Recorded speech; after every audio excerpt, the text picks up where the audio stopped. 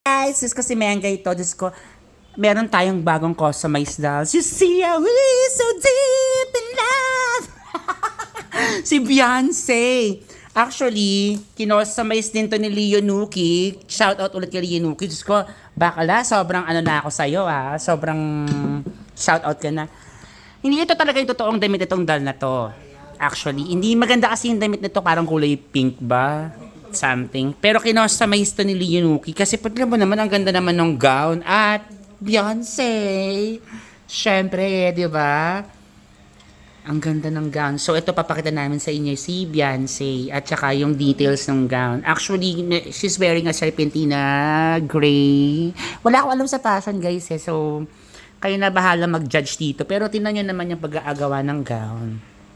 At tingnan nyo mismo si Beyonce with earrings. Mali nga yung earrings kasi ba't pink yung earrings? Dapat pinalitan natin ng earrings, di ba?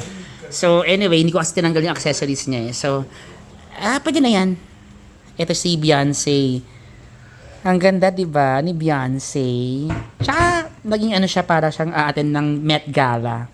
So, meron siyang see-through yung kanyang legs. At parang lumaki yung kanyang balakang kasi malaki naman talaga yung balak ni Beyonce. So, ito ang ating customized Beyonce. Sana magustuhan nyo to, guys!